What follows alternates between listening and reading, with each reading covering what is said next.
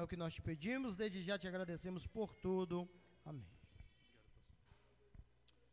Queridos irmãos, a paz do Senhor Jesus. Deus abençoe a noite de vocês. Pode tomar assento, por gentileza.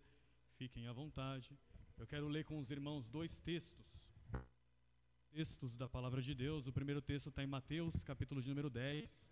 Faremos menção do verso 1 ao verso 4. Mateus, capítulo 10, faremos menção do verso 1 ao versículo de número 4. O segundo texto está na carta de Paulo aos Colossenses, capítulo 3, versículo de número 13. O primeiro texto está em Mateus, capítulo 10, do verso 1 ao verso 4. Vamos ler o primeiro texto de Mateus. Os irmãos encontraram? Diga amém. Tem gente que ainda não encontrou. Eu estou vendo os irmãos procurando. Caso vocês tenham alguma dificuldade, nós temos o projetor, a tela. Tá bom? Vocês podem acompanhar a leitura do texto, por gentileza, no projetor. O texto diz: chamando seus 12 discípulos, deu-lhes poder sobre os espíritos imundos, para os expulsarem, e cada um curarem toda enfermidade e todo mal. Ora, os nomes dos 12 apóstolos são esses, a saber: o primeiro é Simão, chamado Pedro, e André, o seu irmão; Tiago, filho de Zebedeu, e João, o seu irmão; Filipe e Bartolomeu; Tomé e Mateus, o publicano; Tiago, o filho de Alfeu, e Lebeu, apelido também de Tadeu; Simão, o cananita, e Judas Iscariotes, aquele que traiu Jesus. Colossenses, capítulo de número 3, versículo de número 13. Por favor, os irmãos abram o texto. Colossenses 3,13, somente a parte A do texto. O texto diz: suportando uns aos outros. Suportando uns aos outros. Suportando uns aos outros. Um grande líder, meus irmãos, não escolhe os melhores liderados. Um grande líder faz bons liderados. Normalmente quem está à frente de um trabalho, e a saber do trabalho de Deus, tem que produzir, a ponto de pegarmos pessoas que, aos olhares humanos, não têm capacidade alguma, tanto intelectualmente, quanto fisicamente, ou talvez até moralmente, não é capaz, para exercer um certo tipo de exercício dentro da comunidade evangélica, e transformarmos esta pessoa num grande servo e numa grande serva de Deus. Irmãos, eu quero trazer a menção a vocês esta noite do seguinte tema: somos diferentes, mas somos irmãos. Somos diferentes, mas somos irmãos. Tem coisas que vocês sabem fazer que eu não sei, e tem coisas que eu sei fazer que vocês não sabem. Como pode isso? Isso pode porque um precisa do outro. Aqui não há ninguém melhor que o outro. Não há ninguém melhor que o outro. O grande aqui é Jesus, o nosso eterno Salvador. Eu aprendo com os irmãos todos os dias, e os irmãos aprendem comigo, com a liderança e com os pastores todos os dias. Jesus, irmãos, trazeram ao entendimento mensagens poderosas acerca do seu reino. E o primeiro grande discurso de Jesus está relatado em Mateus capítulo 5, capítulo 6 e capítulo 7. Esse grande discurso é denominado o Sermão da Montanha, o Sermão do Monte. Ali Jesus mostra a firmeza que há em suas palavras, por meio de práticas. Então Jesus pede para que os seus discípulos, ouvindo tais mensagens, possam também propagar tais mensagens aos corações das outras pessoas. Agora Jesus inicia o seu segundo grande sermão, que começa no capítulo 9 de Mateus e encerra-se aqui no capítulo 10, dando instruções aos seus discípulos de como eles deveriam pregar a mensagem do Evangelho. Repare que Jesus fala e Jesus ensina como fazer. Não funciona apenas oratória, não funciona apenas uma boa retórica, a não ser que você queira transmitir que você é bom o suficiente para isso. O grande momento é quando as pessoas que te escutam captam a mensagem que você está passando e glorificam a Deus por meio dessa grande mensagem. Estamos cheios de coaches em cima dos púlpitos, que tocam os corações, mas não mudam os pensamentos. A minha maior motivação, irmãos, isso eu digo quando eu dou aula, quando eu falo com vocês, quando eu trago um sermão, é que vocês sejam capazes de serem seguidores de Jesus de Nazaré, a ponto de as pessoas lá fora observarem o andar, o caminhar de vocês e dizerem: aí vai um servo, aí vai uma serva do Deus vivo. Antes de enviar, Jesus ensina como e o que os seus discípulos devem fazer. Em guisa de introdução, irmãos, eu gostaria de destacar 4 verdades neste texto. O texto de Mateus capítulo 10, do verso 1 ao verso 4. A primeira verdade que há nesse texto é que quem escolhe soberanamente os seus escolhidos é Deus. Não sou eu quem seleciono, não sou eu quem separo. Não é o pastor que observa um bom obreiro e diz: esse vai trabalhar na obra. Antes de Deus falar ao coração do pastor, Deus já escolheu desde o ventre da mãe aquele que fará a grande obra. Deus não pede auxílio a homens para trabalhar. Deus não precisa da ajuda humana para fazer absolutamente nada. Deus é soberano, louvado seja o nome do Eterno. A Trindade trabalha, irmãos, para que a glória da Trindade seja manifesta. Porque antes de Deus criar tudo que existe, Deus já era exaltado em si. Porque o Pai, o Filho e o Espírito Santo já comungavam de uma comunhão eterna, desde sempre e em sempre. Porque eu, numa mente limitada, não tenho capacidade intelectual de entender o que é a eternidade. A saber, irmãos, se eu tirar 1000 anos de 1 milhão de anos, já não tenho mais 1 milhão de anos. Se eu tirar 1 milhão de anos de 1 bilhão de anos, já não tenho mais 1 bilhão de anos. Mas se eu retirar 1 bilhão de anos da eternidade, o que sobra? A eternidade. Portanto, eternidade não é tempo. Eternidade não é consumação. A eternidade está plena no coração do nosso soberano Salvador. Então Jesus vai, sem necessitar de ninguém, escolhe 12. Sem o auxílio de ninguém, escolhe 12. Sem procurar consultas, escolhe 12. Que no meu modo de ver, que no meu modo de entender, parece que Jesus chutou um pouco o pau da barraca. Porque nenhum deles eram bons. Nenhum deles eram capazes. Nenhum deles estavam preparados para aquilo. Mas quem chamou foi Jesus, não foi o homem. Quem escolheu foi Deus. Se Deus te escolheu, não importa o que os homens pensem. Se Deus te escolheu, não importa o que os homens falam. O Senhor Todo-Poderoso se responsabilizará.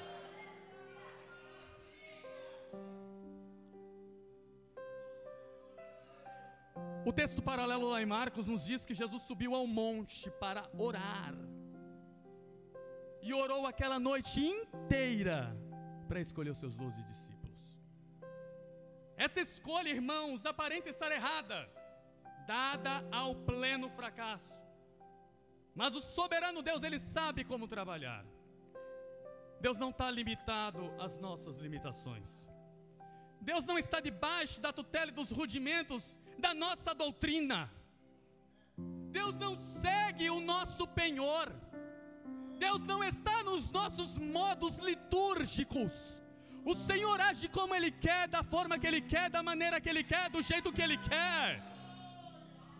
Eu não sei como Ele vai fazer, mas tenho uma certeza: se Ele prometeu, Ele cumprirá, porque Ele é Deus. Ele é Deus. Ele é Deus. E Deus me assombra por causa da sua grandeza. A segunda verdade que eu encontro nesse texto, ainda está no versículo de número 1, a parte B. Deus concede autoridade espiritual para aqueles que Ele chama. Repare que não é uma escolha superficial da parte de Deus. Escolhi, agora deixa Ele seguir o rumo dele. Não. Deus escolhe e capacita. Deus escolhe e dá autoridade espiritual. Porque o texto diz, e Jesus deu-lhes autoridade, para quê? Para expulsarem os demônios. Deu-lhes autoridade para quê? Para colocarem a mão sobre os enfermos e os enfermos serem curados. Deu-lhes autoridade para quê? Para revelar CPF, para revelar RG, para dar Pix? Não! Deu autoridade para que o diabo bata de retirada e o nome do soberano seja eternamente glorificado. Porque o que eu mais vejo nas redes sociais é os profetas do Pix. Os profetas das revelações baratas, superficiais, fracas, de emocionalismo vulgar. Nada de Bíblia, nada de teologia, nada. E é quando engolimos um alimento sólido como esse, achamos que Deus é duro, que Deus fala de uma maneira muito dura. Mas antes Deus nos corrigindo por meio da sua palavra do que nós irmos para o inferno. A autoridade, irmãos, aqui na palavra grega é exorcia. Ela delibera uma semântica no quesito de poder. A palavra grega para isso é dinamis. Imagine a questão, daí vem a palavra dinamite. Imagine a questão de uma dinamite. Uma dinamite, ela explode. Ela devasta com o lugar onde você passa. Se você lançar uma dinamite aqui, todo mundo tem que sair correndo, porque o negócio vai explodir. Jesus disse em sua palavra: as portas do inferno não prevalecerão contra a minha igreja. O sentido não é que o inferno vai vir contra a igreja. O sentido é que a igreja vai ir contra o inferno e vai derrubar os portões do inferno, e o nome de Jesus vai ser eternamente glorificado. A igreja, ela é triunfante. Ela vai, ela rompe. A igreja caça demônio. Uma igreja parada dá dengue, é igual água. Não presta, não funciona. A igreja tem que estar em movimento.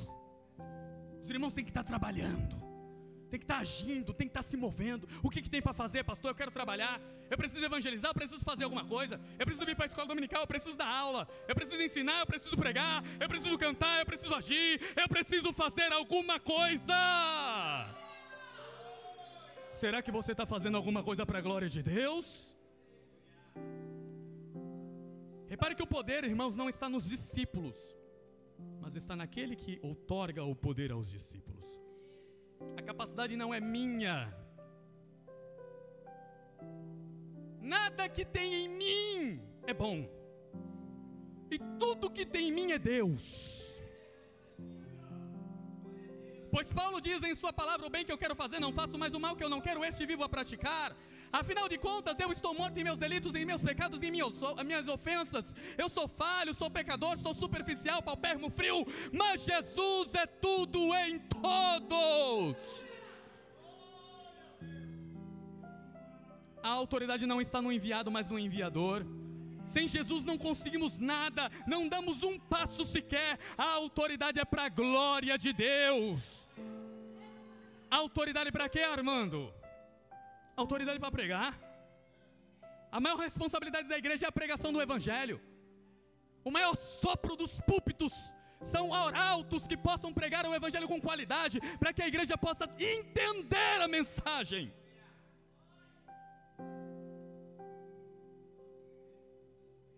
Porque dói o meu coração, irmãos. Dói o meu coração de alguns tipos de mensagem que nós escutamos. Meu Deus do céu, onde o camarada tirou esse negócio? Eles dão uma volta ao mundo para no final falar para você tem que dar dinheiro. Eles vão todo o texto do Bíblia para no final você tem que dar dinheiro. Eles servem a Mamon. O Deus deles é o ventre deles, são gordos.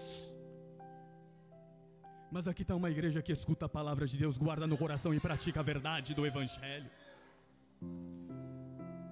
Autoridade para libertar. Onde você está, por meio de você, alguém já foi liberto? Do cárcere de Satanás, da prisão dos demônios, do mundo das drogas, do mundo da prostituição, da lascívia, do mundo das coisas ruins, malignas, maléficas, da feitiçaria, de tudo aquilo que não agrada a Deus. O que você tem feito para transformar a vida de outro?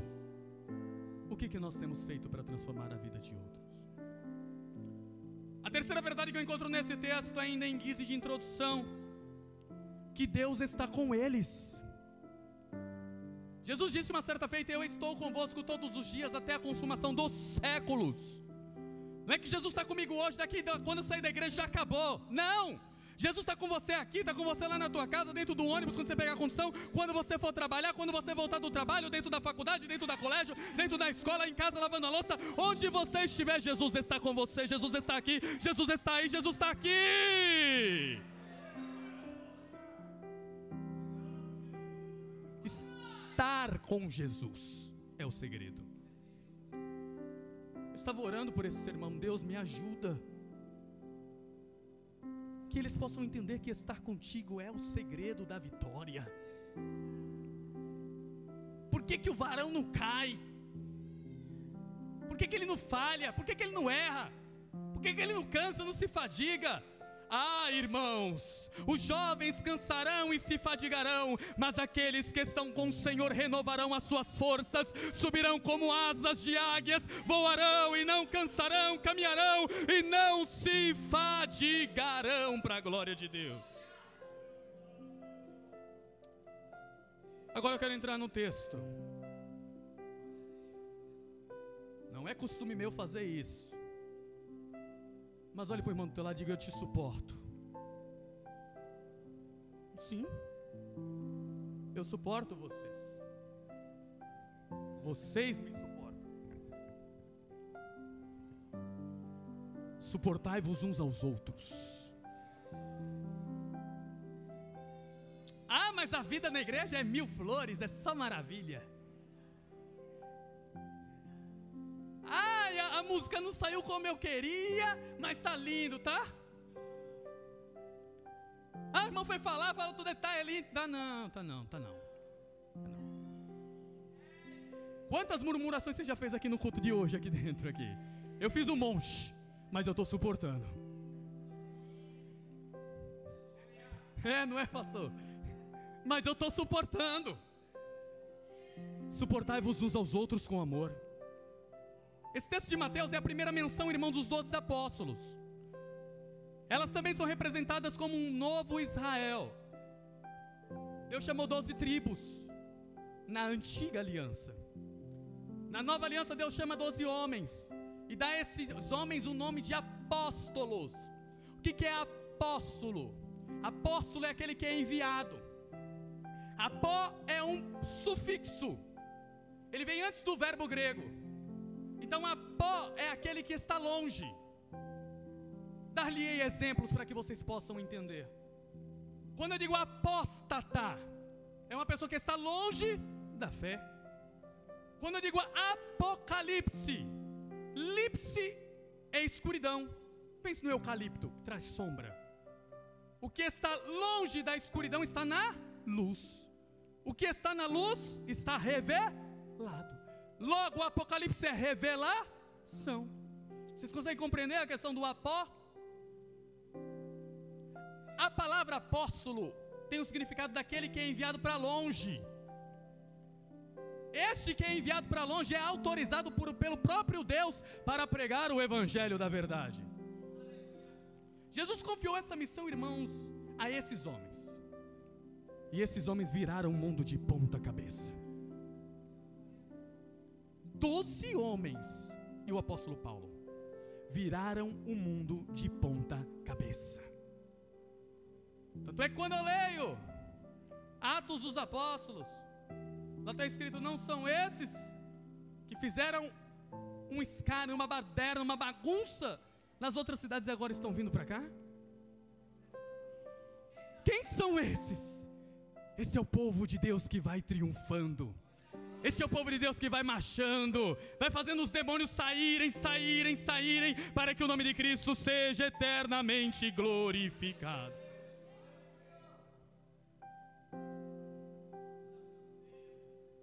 Só que tem um negócio, irmãos. Como homens somos imperfeitos. E por sermos imperfeitos, sempre analisaremos no outro aquilo que eu sou. Sempre exigirei do outro aquilo que eu faço. E isso é um problema muito grande. Porque se todo mundo aqui tivesse a minha cabeça, o problema seria gigantesco. Porque possivelmente existem coisas que vocês sabem que eu não sei nem para onde vai. Aí a importância, pastor, dos membros do corpo. Porque somos corpos bem ajuntados, totalmente ligados, unidos em amor. E a menção disso, irmãos, é baseada nas Escrituras. Afinal de contas, o apóstolo Paulo nos diz que cada membro tem um exercício diferente dentro do corpo de Cristo, mas é muito importante. Por acaso a boca falará ao ouvido, para mim você não serve? Por acaso o ouvido pode falar ao nariz, para mim você não presta? Por acaso o nariz poderá falar ao pé, para mim você não funciona? Afinal de contas, nós precisamos dos dedos dos pés, precisamos dos membros do corpo, todos juntos e unificados, para que o corpo possa funcionar plenamente, para a glória de Deus.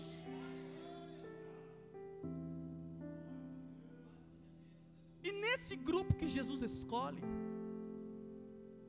nesses 12 que Jesus escolhe, são totalmente distintos uns dos outros. É tudo diferente. A melhor igreja da história é a igreja que Jesus dirigiu. Ele era o pastor e tinha 12 discípulos, e todos os 12 eram problemáticos. E você está reclamando do pastor Hélio, que às vezes não consegue dirigir alguma coisa. Meu irmão, Jesus, que é Jesus, teve problemas com eles? Quanto mais a gente. Ah, irmão, não quer vir para a escola? Venha para a escola dominical. Não quer vir? Venha para a escola dominical. Não quer vir, meu irmão? Fique em paz, que Cristo te abençoe. Comigo é assim, funciona dessa forma, para mim. Eu sei onde o meu sapato aperta. Eu sei onde o calo dói. Eu sei que eu preciso disso aqui. Eu preciso da igreja, eu preciso estar comungando, eu preciso estar em comunhão, eu preciso disso aqui. Mas tem algumas pessoas que são mais fortes que eu, que só vem para a igreja domingo e está tudo bem. Às vezes vem uma vez no mês para a igreja, ele é forte, está tudo bem. Eu não sou forte suficientemente para isso. Tem que estar na igreja quase todo dia. Eu sou fraco. Eu sou fraco. Nessa lista, irmãos, haviam homens de extrema, como por exemplo Mateus, o publicano, que trabalhava, irmãos, no favor do império. O Mateus, irmãos, era um cobrador de impostos. Ele era chamado de publicano, aquele que é da menção pública, aquele que exerce a menção pública, aquele que trabalha para o governo. O Mateus fazia as coletas dos impostos para o Império Romano. O problema é que o Mateus não era romano, o Mateus era judeu. E por ser Mateus judeu, era muito mal visto pelos judeus, porque para os judeus, Mateus estava traindo a pátria em ficar do lado dos romanos cobrando impostos dos judeus. Na mesma turma, Jesus pega um outro homem chamado Simão, o Zelote. Aí a pergunta que eu faço: quem eram os Zelotes? Os Zelotes eram um grupo, irmãos, extremistas, que pegavam as armas para matarem os romanos, e que odiavam os publicanos, que odiavam os cobradores de impostos. Aí eu vejo Jesus pegando o Mateus, cobrador de imposto, e colocando do lado do Simão, Zelote, para trabalharem juntos. Como que esse negócio vai funcionar, irmãos? Para mim não funciona, mas aquele que está fazendo sabe como vai fazer, e sabe fazer muito bem.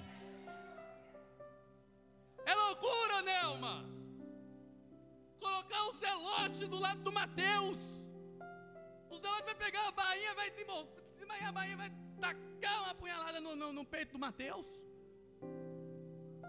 Mas Jesus faz homens diferentes, com pensamentos diferentes, trabalharem juntos para a glória e o louvor do nome dEle. É assim que funciona aqui. Aqui é exatamente desse jeito. Tem os coléricos, tem os nervosos, tem os bipolares, tem os calmos, tem os mansos, tem aquele que é um pouco mais ágil, quer fazer tudo ao mesmo tempo, tem aquele que daqui a pouco a gente faz. Mas a igreja nunca parou por causa disso, porque a obra de Deus não depende dos obreiros, a obra de Deus depende do próprio Deus, o dono da obra. Deus sepulta os seus obreiros, mas a obra de Deus não para. Não para, não para, não para, não para, porque o dono da obra é Jesus, o nosso eterno Salvador. Tínhamos nesse grupo também homens pescadores. Homens pescadores. A saber, Pedro, Tiago, que era filho de Zebedeu, e João, seu irmão, e André. Esses homens eram de Cafarnaum, uma cidade marítima, à beira do mar da Galileia.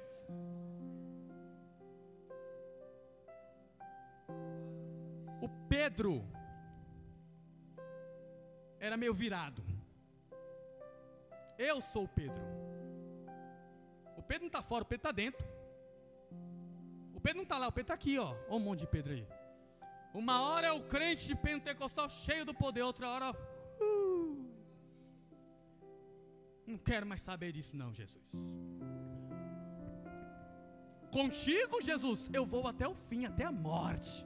Aquele? Conheço não, nunca vi. O galo canta. E aí, como que fica? É o Pedro.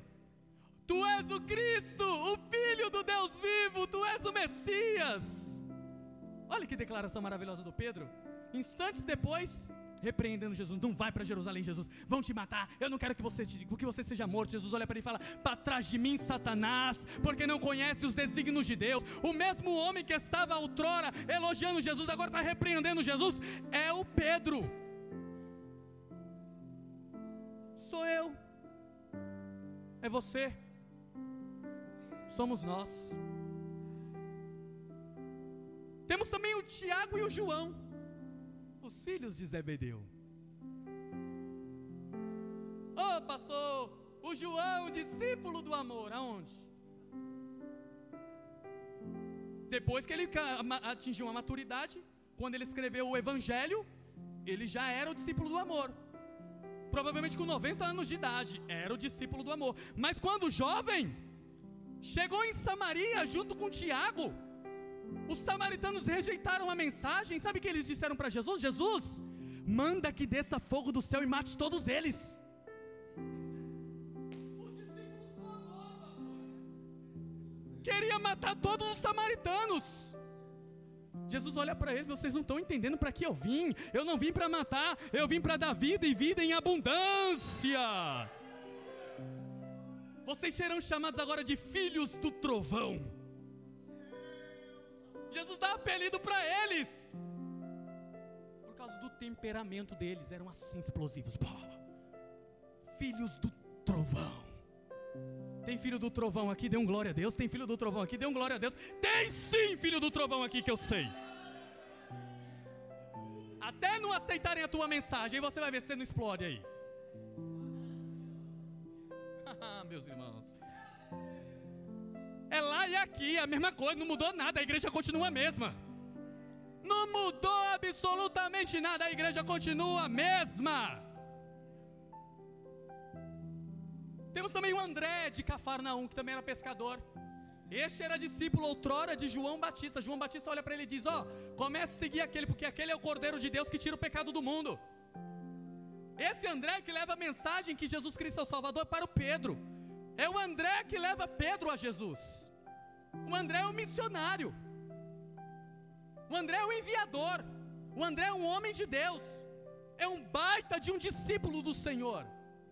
Provavelmente André, irmãos, morre lá nas partes baixas da Índia, com a pele toda solta, tiraram toda a sua pele, ele morreu desfolado vivo. Este é o André. Também temos homens, irmãos, céticos e racionais. O ceticismo, irmãos, não é o antônimo da confiabilidade. Quanto mais cético eu sou, mais crente eu sou. A pessoa, quanto menos crê, mais vai procurar saber se aquilo é verdade para crer para a glória de Deus. Por isso que nós não somos levados por qualquer vento de doutrina, porque nós pesquisamos, vamos atrás para saber se isso é verdadeiramente sério. Como os bereanos, Paulo, o apóstolo dos gentios, o segundo maior homem da história que já pisou nesse planeta Terra, estava pregando. Os bereanos estavam onde? Na palavra. Vamos ver se Paulo está falando a verdade, vamos ver se Paulo está falando nas escrituras, vamos ver se condiz com a verdade, vamos ver se condiz. Se não tiver nas escrituras, maldito, não agarre, não fique perto, sai fora. Temos dois aqui. Primeiro é Filipe.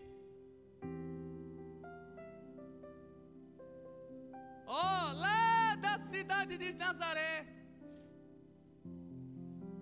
Ou melhor, ele diz mais ou menos o seguinte: quando Jesus está para multiplicar os pães e os peixes, o que é 2 pães e 5 peixes para tantos? Ou 5 peixes e 2 pães para tantos?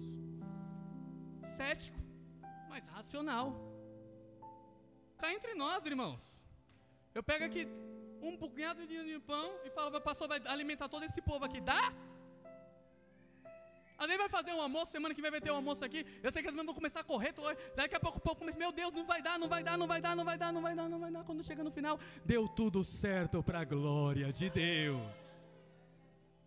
Mas Filipe é cético. O que é isso tão pouco para tantos? Jesus fala: manda todo mundo assentar. Manda todo mundo assentar, porque todo mundo vai ter uma boa medida, recalcada, sacudida, transbordante, para mim, para você, para todos. E temos o exemplo máximo de incredulidade em todas as escrituras sagradas, o Tomé.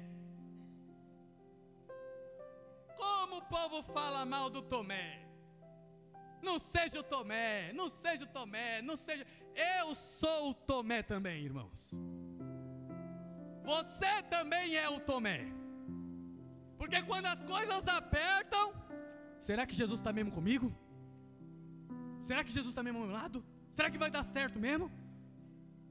Será que as coisas estão acontecendo da maneira correta? Jesus, me ajuda aqui que eu acho que tem alguma coisa errada. Só que o meu tempo não é o tempo de Deus. O tempo de Deus é melhor, é maior, é melhor do que o nosso. Mas o Tomé duvida. Jesus fala para ele: toque do meu lado, veja a lança onde passou, veja as minhas mãos. Pode tocar, Tomé, não tem problema nenhum. A dúvida, irmãos, é normal. Quando tiver com dúvida, vai procurar.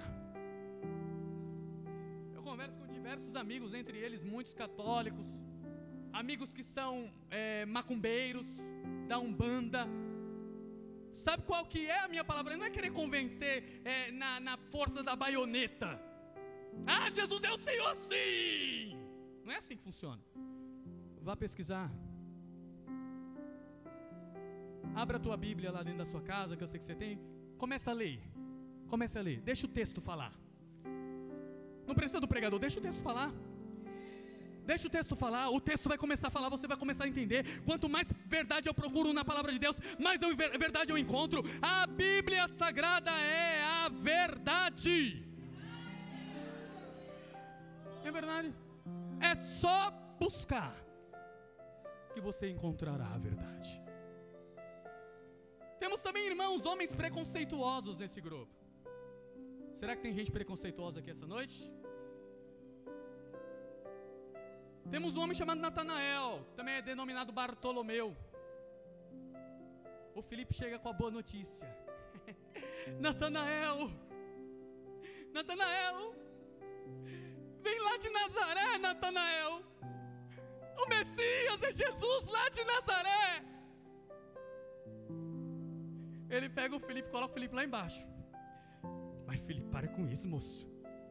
Pode alguma coisa boa vir de Nazaré? Nazaré da Galileia, aquela cidade mínima lá, desprezada? Não, não é possível não. De Nazaré? Não, não é possível. Do Piratininga 3?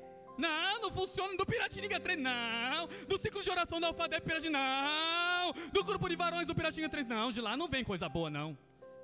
Vem e vê. Foi o que Filipe falou. Vem e vê.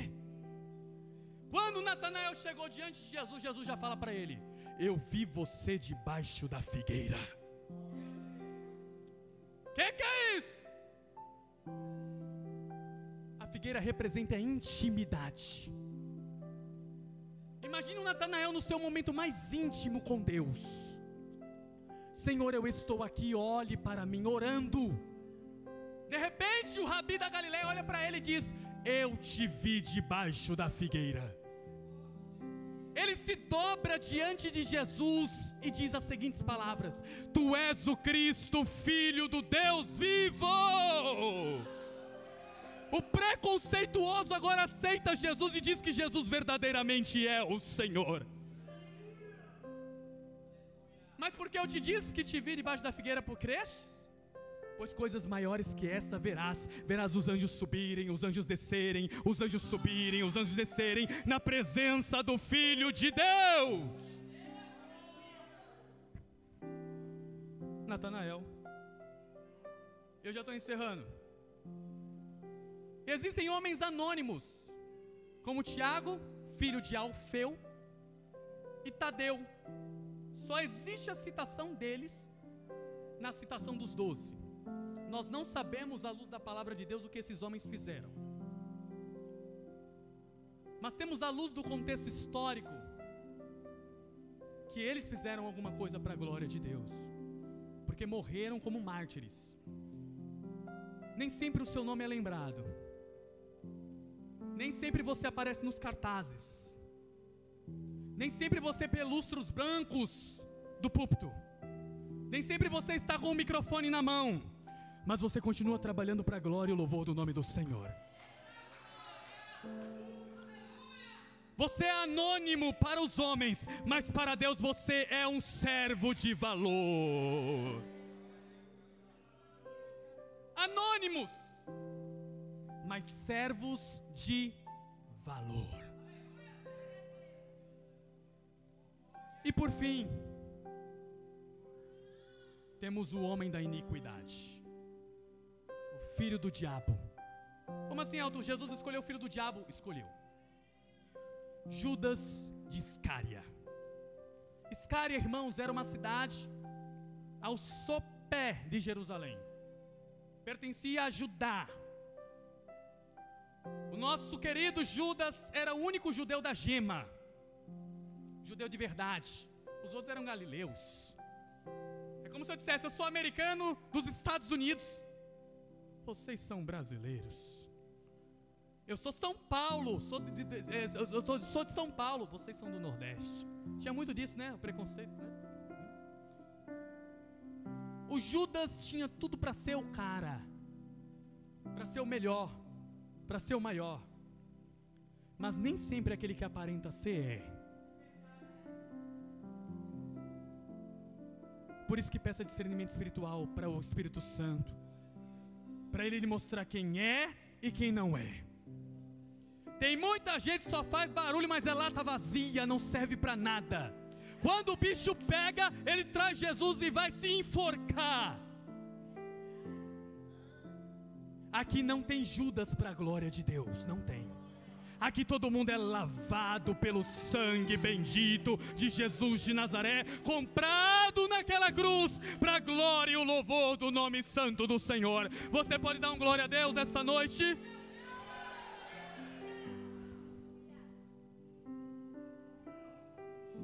Os dedos das mãos não são iguais. Tem gente que faz muito, tem gente que faz pouco. Só não faça nada, pelo amor de Deus. Se faz muito, continue fazendo muito. Se faz pouco, queira lutar para fazer um pouco mais. Só não faça nada. Só não fique parado no marasmo, esquecido no canto. Você não nasceu para isso. Você é servo e serva do Senhor, escolhido desde o ventre da mãe para uma boa obra. Curve a sua cabeça comigo e vamos orar. Senhor, nós te agradecemos por essa mensagem. Te agradecemos, ó Deus, porque Tu escolheste os 12 e também nos escolhestes, ó Senhor. Deus, que possamos compreender por meio da vida dos apóstolos esta lista maravilhosa, Senhor, dos 12 homens escolhidos pelo Senhor, que ninguém é igual ao outro, mas que dependemos uns dos outros para que o Seu nome seja eternamente glorificado. Deus, me ajude a suportar o meu irmão, me ajude a amar o meu irmão, me ajude a entender que o meu irmão é diferente de mim, mas também é salvo, também é servo, também é um cristão de verdade. Jesus, nos dê um auxílio e nos dê força para a glória e o louvor do Seu nome. A igreja diga amém. Olhe para o irmão do teu lado e diga: eu te suporto. Obrigado, pastor. Glória a Deus, boa foi essa palavra.